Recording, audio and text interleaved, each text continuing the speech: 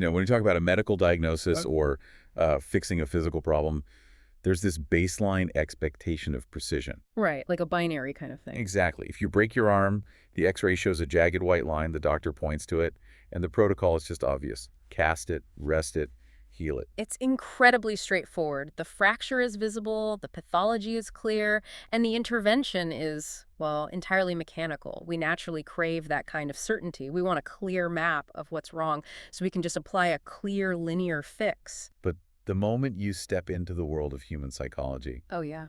into neurodevelopment and internal growth, that x-ray machine just shatters. We aren't looking at neat, jagged white lines anymore. Not at all. We're navigating this vast, incredibly murky web of internalized expectations, hidden narratives, cognitive distortions. And that murkiness is exactly where most of us spend our entire lives, quietly trying to figure out why we feel chronically anxious, disconnected, or just, vaguely unfulfilled, even when everything on paper looks totally fine. Yeah, it is the absolute definition of diagnostic muddy waters. The pain is real, the exhaustion is very real, but because you can't just point to a fracture on a scan, it's remarkably difficult to know how to set the bone, so to speak. Which is exactly why we are thrilled you're here with us today for this custom-tailored deep dive. We are taking you, yes, you listening right now, on a very specific, deeply researched psychological journey. A really fascinating one, too. Absolutely. We are going to map the trajectory from the baseline of inner conflict and anxiety all the way to a state of profound, egoless connection with the world around you. We're acting as your shortcut to the absolute cutting edge of this material, bypassing all the academic jargon so you can actually apply it to your life. And our source material today is just brilliant. It's a remarkably dense but deeply rewarding text titled Achieving Self-Actualization and Self-Transcendence. Which draws heavily on the humanistic psychology frameworks built by Carl Rogers and Abraham Maslow, right?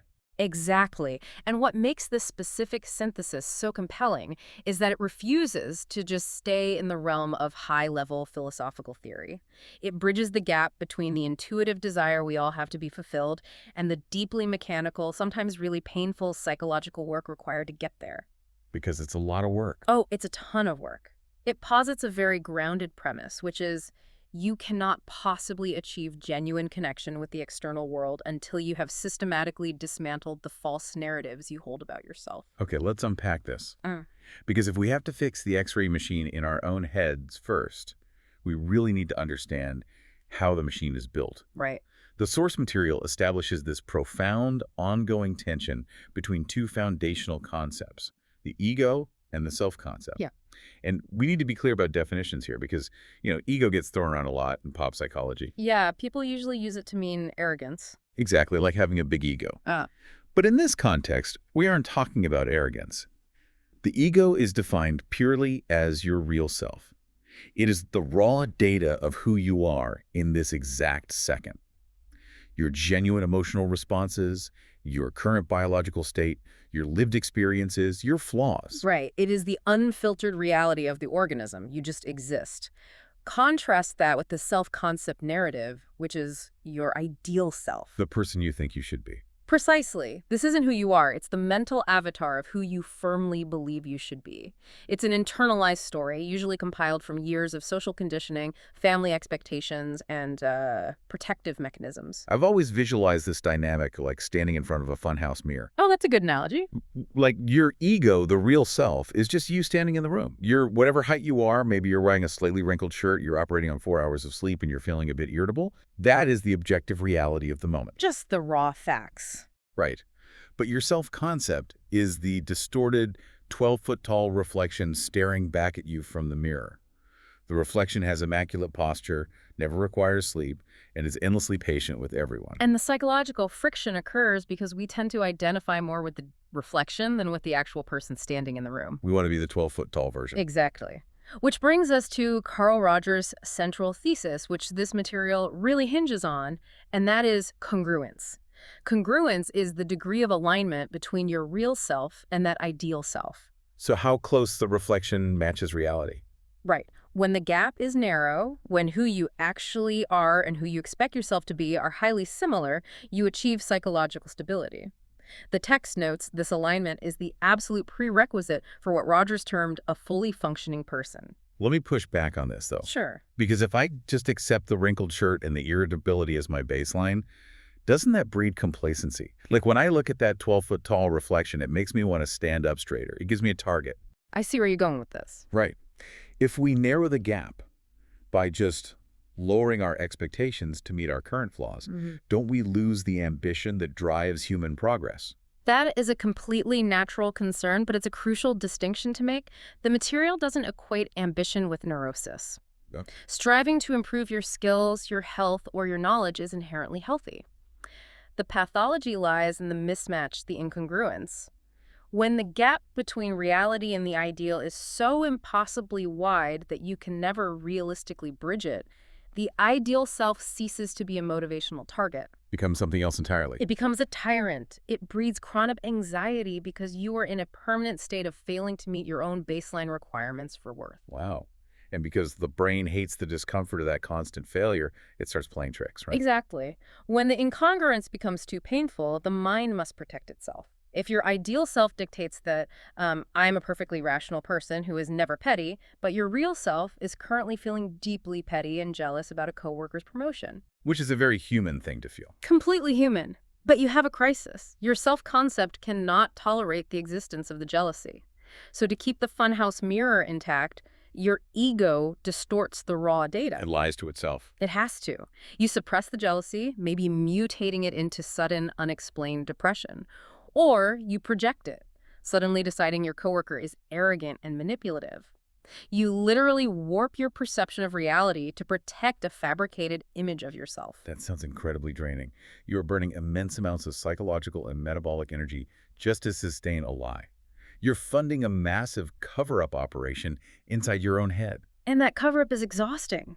This is why people operating in a state of deep incongruence often feel chronically fatigued or emotionally numb. Like they're just running on empty. Because all their processing power is running in the background, filtering and distorting reality. When congruence is achieved, when you can simply say, I am feeling petty and jealous right now, and that is a human experience, the cover-up operation shuts down. The energy is released. Exactly. The energy used for suppression is suddenly freed up for actual, genuine growth. Think about that for a second. Like, really think about your own internal avatar. Does the image of who you are supposed to be at your job or as a parent or as a partner feel like a flexible guiding light? Or a burden. Right. Does it feel like a prosecuting attorney that follows you around all day, holding up a scorecard you can never quite satisfy? Because if you were exhausted by your own expectations, we have to look at how that prosecutor got into your head in the first place. Because we aren't born holding these impossible funhouse mirrors. We certainly aren't. And the material identifies the exact mechanism of how this happens. The core obstacle blocking congruence is something called conditional self-regard. Conditional self-regard. Right. This is the psychological trap of making your fundamental worth as a human being entirely transactional. You only value yourself if you meet highly specific standards, which the text refers to as conditions of worth. So basically, your baseline state isn't, I am worthy. No, my baseline state is, I am on probation. I am only a good person if I am the most productive person in the room. I am only lovable if I never inconvenience anyone with my negative emotions. Yes. You essentially sign a hostage negotiation with yourself. And these conditions of worth act as the wedge that forces the real self and the ideal self apart. Let's look at the mechanics of this with an example. Suppose your internalized condition is, I must always be stoic and in control. Okay, a very common one. Right. And then you encounter a profoundly destabilizing life event, a health scare, a financial crisis. Yeah. Your actual biological reality, your ego, is experiencing intense panic and vulnerability. But the condition of worth strictly forbids panic. Precisely. So the wedge is driven in. You cannot process the trauma because your primary focus is policing your reaction to it. You tell yourself, I'm fine, I'm just tired. Or you numb the feeling entirely with alcohol, overwork, or endless scrolling. You literally abandon yourself. You abandon your real self in its moment of maximum distress to serve the condition. The overarching goal of humanistic psychology is to transition the individual from this transactional state to unconditional self-regard. Unconditional self-regard. Yeah. Which sounds beautiful on a bumper sticker, but practically it means absolute, radical self-acceptance of the raw data, flaws and all, without requiring a transaction. Which is incredibly hard to do. Right. Because to do that, you have to dismantle the existing conditions. So how does the source material suggest we actually go in and diffuse these psychological landmines? It starts with an audit. The first recommended intervention is creating a must-should list. These conditions of worth operate like background code in a computer. You usually don't even know they're running. They're just always humming in the background. Exactly. So the text advises writing down the absolute non-negotiable dictates you live by. Specifically, the sentences in your head that start with I must or I should. For instance, I must never make a mistake at work, or I should be able to handle this entirely on my own. Once you force those hidden rules onto a piece of paper, you execute the second step, which is trace the origin. You look at that brutal rule, like I must always be accommodating, and you ask, who actually wrote this code? And that's where the breakthroughs happen. It's such a fascinating thought experiment, because when you trace it back, you rarely find that you consciously chose the rule. You might realize that the perfectionism you've tortured yourself with for 3 decades was actually a coping mechanism you developed at age 8 to manage a highly critical parent. Or a standard you absorbed by osmosis from a hyper-competitive corporate culture in your 20s. Exactly. The revelation that these laws are inherited, not inherent, is deeply disruptive to their power. When you trace the origin, you experience a cognitive uncoupling. You realize this condition of worth isn't a fundamental law of physics.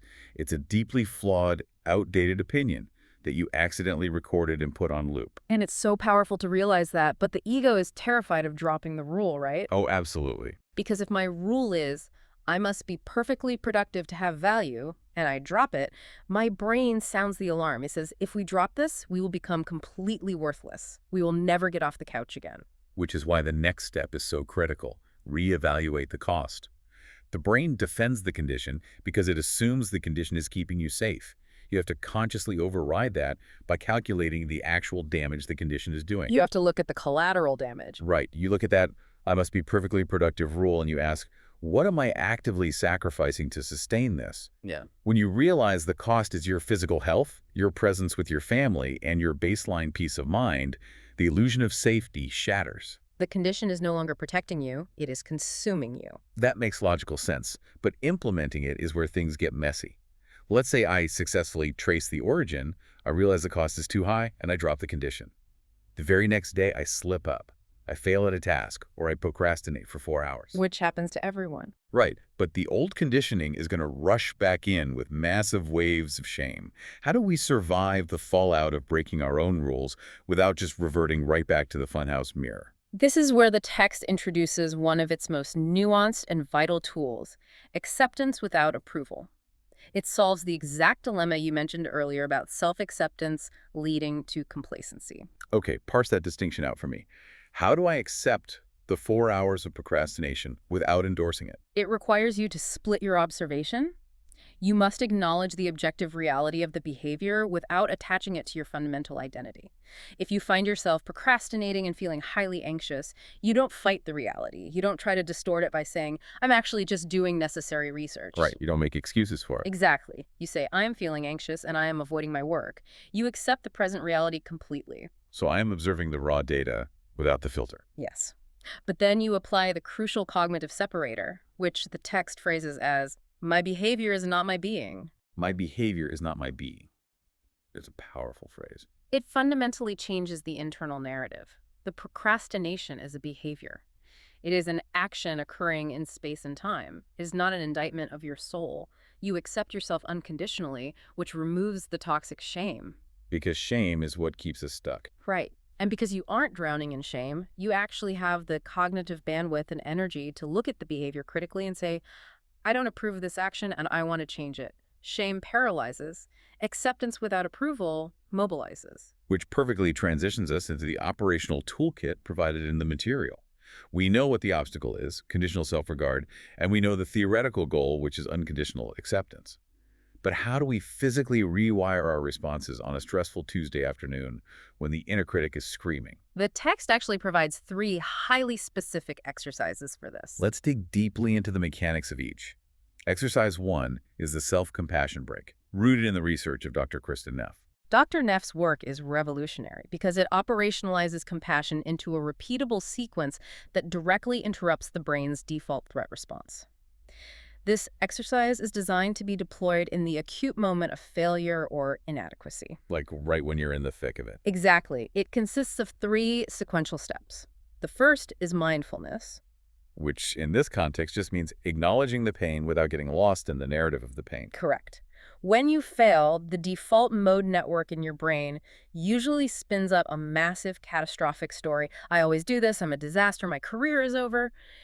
Mindfulness forces you to drop the narrative and just name the raw sensation. Just calling it what it is. Right. You pause and literally state, this is a moment of suffering, or this hurts. By naming it, you engage the prefrontal cortex, which starts to downregulate the emotional chaos of the amygdala. You become the observer of the storm rather than being tossed around inside it. The second step is common humanity. And this feels like a direct strike against how isolating shame is. Shame relies entirely on the illusion of uniqueness. It convinces you that you are uniquely broken, that no one else could possibly be as incompetent or as flawed as you are in this moment. It makes you feel so alone. It really does. The common humanity step forces you to radically zoom out. You actively remind yourself, suffering is a part of life. Everyone struggles with inadequacy. Millions of people are feeling this exact same cocktail of fear and embarrassment right now. It deflates the ego. Even in our misery, our ego wants to be special. We want to be the most broken.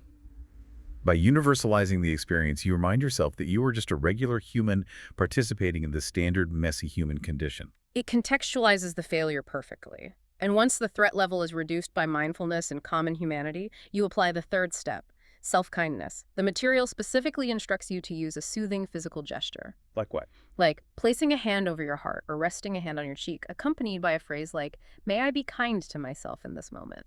Now, I know for a fact that highly analytical type A listeners are rolling their eyes at this.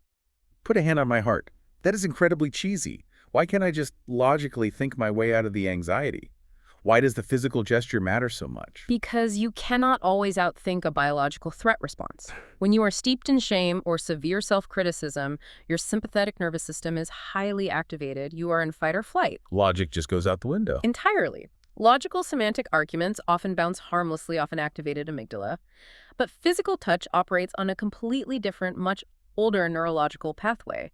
Warm, supportive touch taps directly into the mammalian caregiving system. Wow, okay. It stimulates the vagus nerve and triggers the release of oxytocin, which physically lowers your heart rate and downregulates cortisol production.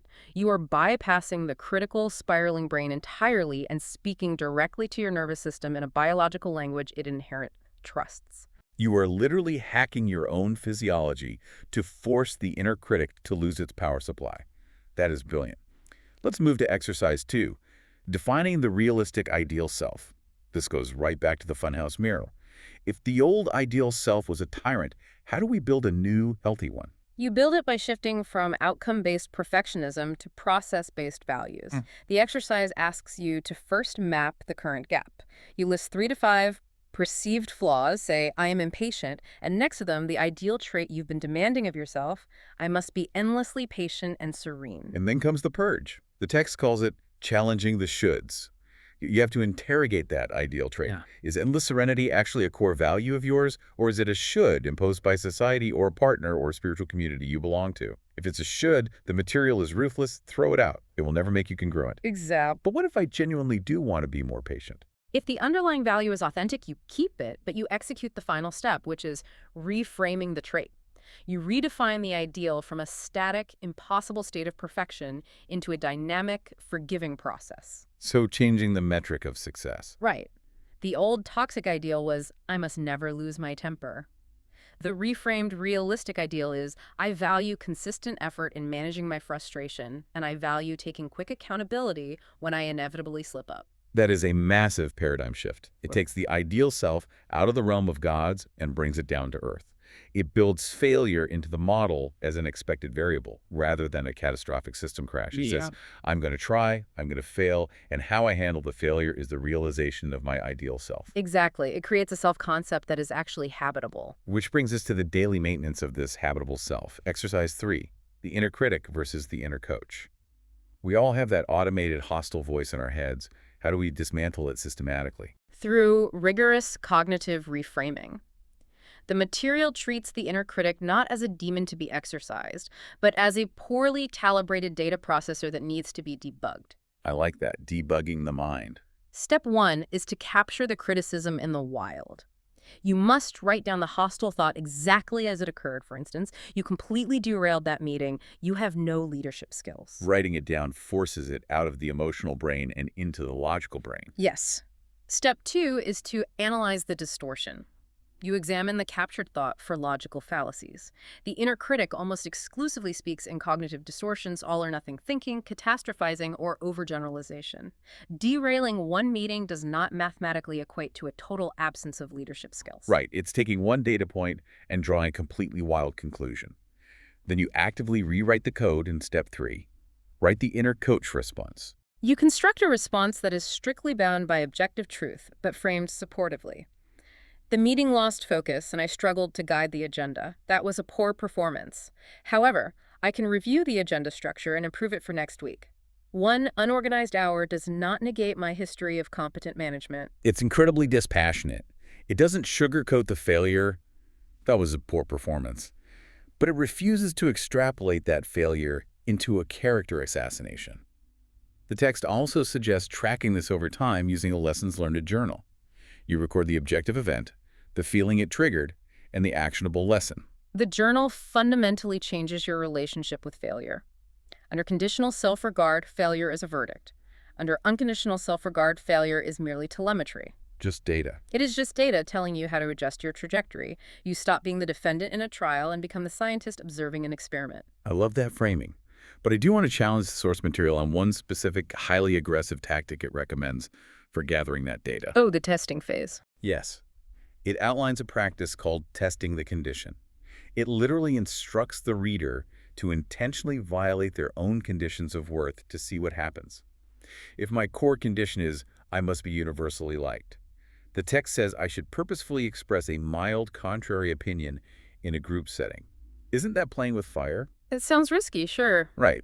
If I state an unpopular opinion and someone actually gets angry, doesn't that just validate my deepest fear and reinforce the condition? It is a high-friction tactic, absolutely, but it is grounded in the proven mechanics of exposure therapy and memory reconsolidation.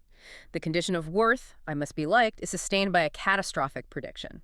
Your ego is convinced that if someone disapproves of you, you will experience social death and total psychological collapse. It feels like life or death in the moment. It does. Yeah. And as long as you avoid disagreement, that catastrophic prediction remains untested and therefore retains its terrifying power. So by intentionally causing a minor disagreement, I am forcing the brain to test its own hypothesis. Precisely.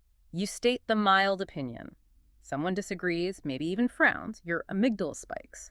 But then the conversation moves on. You go home. The sun rises the next day. You do not die. The world doesn't end. By surviving the minor violation, you feed your brain indisputable contradictory data. You prove that the catastrophe was a hallucination. Doing this repeatedly degrades the condition of worth until it simply collapses under the weight of contradictory evidence. You are systematically exposing the wizard behind the curtain.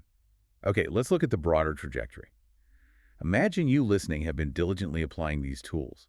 You are auditing your shoulds, practicing self-compassion, rewriting the inner critic, and treating failure as data. As you clear away the debris of conditional self-regard, what actually emerges? That's the exciting part. The material transitions us from the difficult phase of psychological cleanup into the expansive phase of growth, self-actualization. This is the culmination of congruence.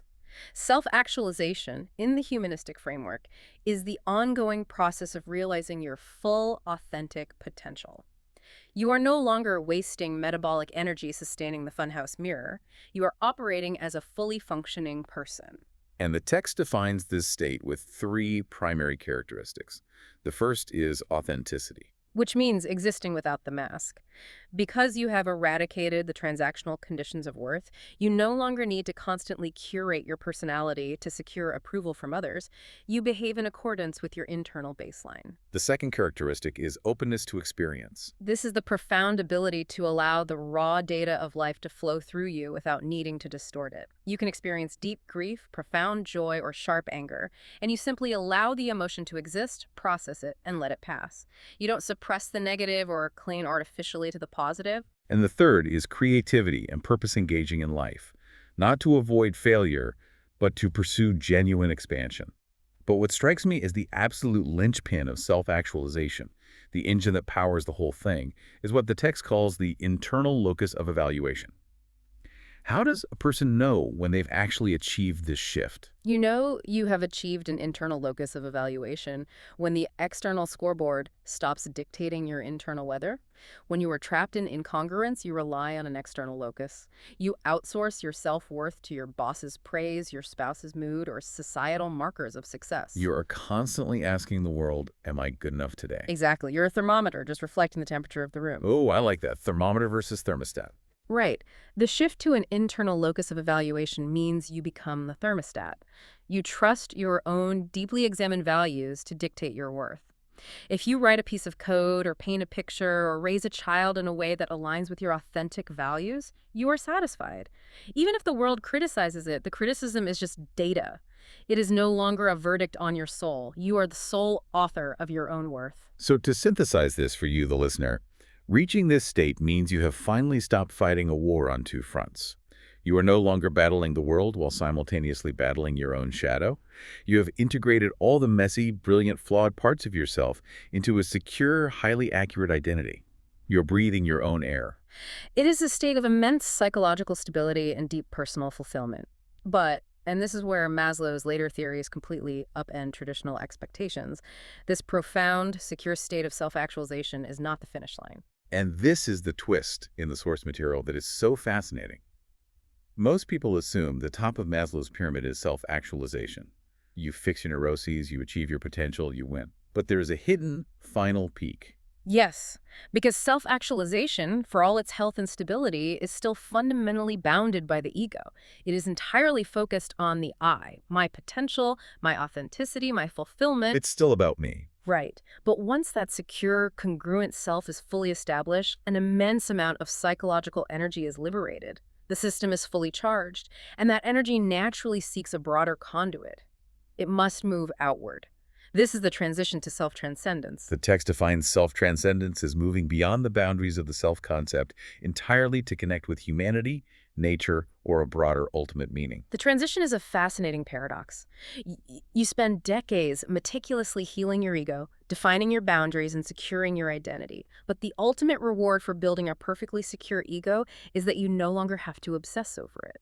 A secure ego doesn't need to constantly assert its existence. It can afford to soften its borders, expand its perspective, and in certain peak moments, completely dissolve. It makes me think of the safety briefing on an airplane.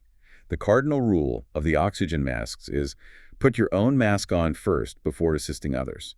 An incredibly apt metaphor for this psychological progression. Right, so everything we've discussed up to this point, dismantling conditional worth, practicing self-compassion, achieving the internal locus of evaluation, that is the arduous process of securing your own oxygen mask. You are ensuring your own survival and establishing a steady flow of psychological oxygen. You are self-actualized. You are stable and capable. But self-transcendence is what happens next. You take a deep breath, you realize you are completely secure, and because you are no longer terrified of suffocating, you can entirely forget about your own mask. You turn your attention fully outward to the cabin. You begin helping others secure their masks. Your focus shifts from personal survival to the survival and flourishing of the whole. And that shift in focus perfectly mirrors the first technique the text outlines for cultivating transcendence, a shift from self-interest to service or operationalized altruism. Engaging in acts of profound service without any subconscious expectation of a reciprocal reward or external validation. It represents a fundamental rewiring of your value system.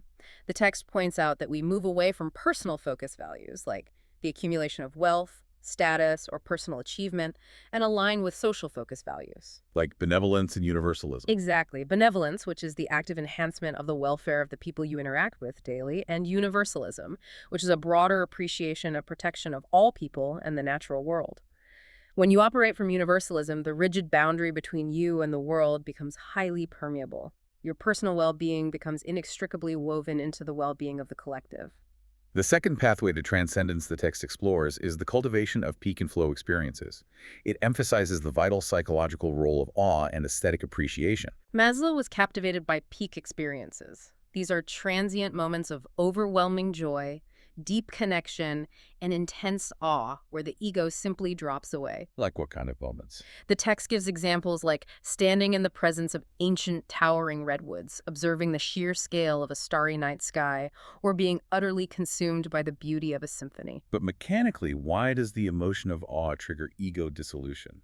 Because awe fundamentally breaks the scale the ego uses to measure itself. The ego is obsessed with its own relative importance, but when you stand at the rim of the Grand Canyon, your brain is forced to process a physical reality that dwarfs your individual existence. It puts things in perspective. A massive perspective shift. It forces a cognitive recalibration. It is deeply humbling, but crucially, it is not humiliating. It is a liberating, ecstatic realization that you are a fleeting, microscopic part of an incomprehensibly vast and magnificent system. The pressure to be the center of the universe evaporates. And flow states achieve a similar dissolution just through a different mechanism. Yes, through intense, singular focus rather than environmental scale. The text describes flow as engaging in an activity that perfectly balances high challenge with high skill. Whether you are a surgeon operating, an athlete mid-game, or a writer lost in a chapter. Time just sort of vanishes. Neurologically, this induces a state called transient hypofrontality parts of the prefrontal cortex, specifically those responsible for self-monitoring and the perception of time, literally quiet down. The internal critic goes offline. The I vanishes, and there's only the pure action. It is a highly functional form of transcendence. Which brings us to the final and perhaps most accessible technique the text offers: deepening connection and unity. It outlines 3 practices here, starting with mindfulness and meditation, not just as a tool for self-compassion, but as a mechanism for detaching from the ego entirely. When you sustain mindfulness, you inevitably experience a profound realization. You can observe your own thoughts. If you can observe your thoughts, you cannot be your thoughts. You are the silent awareness behind them. This separates your core identity from the ceaseless, neurotic chatter of the ego, connecting you to a much broader, unified state of consciousness. The second practice is gratitude. And the text frames gratitude in a really specific way. It calls it an inherently non-egotistical emotion. I want to double-click on that. Why is genuine gratitude the enemy of the ego? Because the ego's primary delusion is total self-sufficiency. It desperately wants to believe it is the sole architect of its own survival and success. True gratitude forces the ego to surrender that delusion. It acknowledges the help we get. Right. When you feel deep gratitude, you are viscerally acknowledging that your existence, your achievements, and your daily comforts rely almost entirely on external forces, the labor of others, the support of ecosystems, the sheer luck of circumstance. You cannot experience pure gratitude without acknowledging your total interconnectedness with the world. And the final practice for deepening connection is conscious relationship building, which demands radical presence and empathy. And this is where the authors of the material execute a brilliant synthesis, tying this final transcendent peak all the way back to Carl Rogers' initial therapeutic model. It brings the entire psychological journey full circle.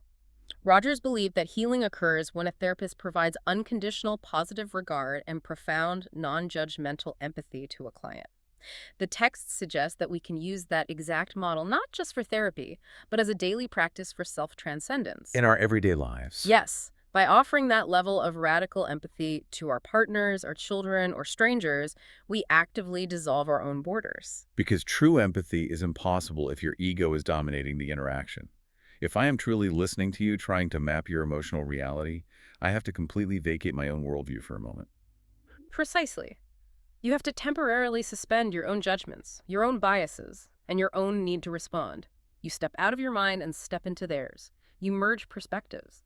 And the text posits that if you practice this kind of deep, egoless merging repeatedly, you permanently stretch the boundaries of your self-concept. You evolve from the highly functional, self-actualized I into the transcendent, interconnected us. It is a truly breathtaking psychological arc to trace. We have covered an immense landscape today. We started in the cramped, anxious confines of the funhouse mirror, examining the severe metabolic and emotional costs of incongruence. We outlined how to audit and dismantle the parasitic conditions of worth using the sharp tools of logical reframing and the biological hack of physical self-compassion. We charted the path to self-actualization, defining what it actually means to operate from an internal locus of evaluation, securely anchored in your own authentic values rather than external metrics. And finally, we explored the hidden peak beyond the self, The breathtaking realization that the ultimate purpose of securing your own oxygen mask is simply to give you the capacity to help everyone else breathe. It is a comprehensive roadmap for human development. And as we synthesize all of these concepts, it leaves us with a deeply profound, almost poetic paradox to consider. Oh, I love a good paradox. Let's hear it. The ultimate irony of this entire psychological journey is this. You must spend years intensely focusing inward, painfully auditing your past, fixing your ego, and solidifying your true identity, solely so you can become strong enough to forget yourself entirely. You have to meticulously build a perfectly watertight ship, just so you can sail it out to deep water, abandon it, and realize you were the ocean the entire time. Yeah. That is a beautiful, terrifying, and endlessly fascinating reality. It really is. For you listening, we want to leave you with a tangible challenge for today. You don't have to achieve total ego dissolution by dinner time, but try to intentionally test the waters of transcendence. Find one moment of awe, look closely at the intricate structure of a leaf, or stare at the night sky for 60 unbroken seconds. Let yourself feel small. Or, in your next conversation, try to practice radical empathy. Suspend your need to formulate a response, leave your ego at the door, and just inhabit the other person's reality for 3 minutes. See how it feels to let your boundaries soften. Thank you so much for joining us on this custom deep dive. We hope we've provided a clear map through the muddy waters of the mind and given you the tools to finally shatter that 12-foot-tall funhouse mirror. Until next time, keep exploring, keep questioning, and take care of yourselves.